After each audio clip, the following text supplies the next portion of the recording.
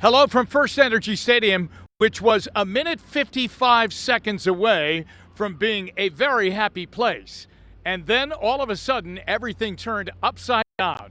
In, yes, one of the worst losses I can remember the Cleveland Browns have ever incurred, it happened today.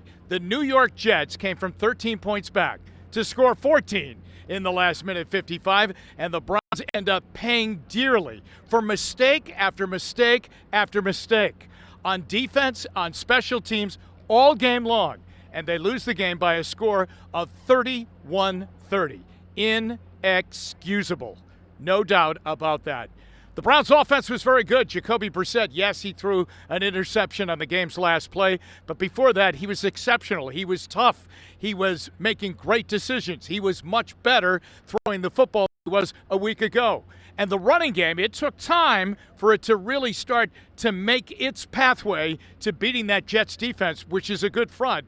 But they finally got there. Nick Chubb with 3 rushing touchdowns on the day, the last of which looked as though had put the icing on the cake and the Browns would win. Kareem Hunt with 58 tough yards to get first downs and keep the clock moving. Amari Cooper with 9 catches and his first touchdown as a member of the Browns. But then we go to the other side of the coin. The defense, which has been terrible through the first 2 games of the year, with missed assignments, blown assignments, big passing plays, all of a sudden ending up in the end zone. Communication problems. Didn't we hear all of this a year ago? And wasn't the excuse a year ago that, hey, there are so many new guys, once we get to know each other, everything will be fine. So we get into this season with the Browns hoping that they would have an elite defense. When they start playing elite defense, could someone please call me? The Browns defensively were terrible all game long, especially in the secondary. The pass rush, really not there.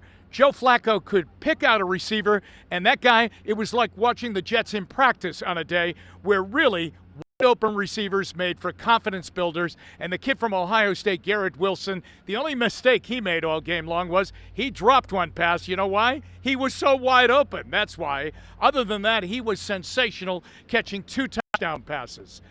As for the Browns' special teams, it was deplorable. All game long, they gave up a fake punt. Cade York missed an extra point. We lose by 1. The onside kick was absolutely terrible on coverage. In fact, there was no coverage.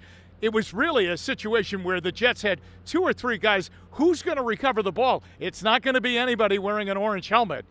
And so then it came down to this, that the Browns kept kicking off and allowing one of the NFL's most potent and dangerous punt returners and kickoff returners, Braxton Berrios, return the football.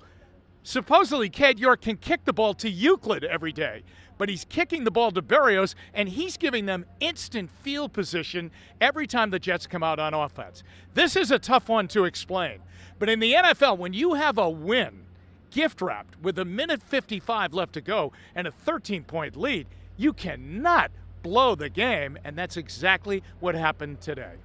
For the fans who booed at the end of the game, you know what? I understand it. That was terrible to watch in the final 65 seconds of the ball game. And when the Jets got the ball back, you knew they were going to score. They had too much time. There was no pass rush, and there hasn't been a secondary playing for the Browns in the first 2 games of this season. So now a game is gone, a blown game. And they're 1-1 and a short week to take on the Steelers. And you get tired of hearing, don't worry, we'll correct this on Monday. It will never happen again. Guess what? It happened again. Jets 31, Browns 30. In case you missed it, Jets 31, Browns 30. From First Energy Stadium, for WKYC.com, I'm Jim Donovan.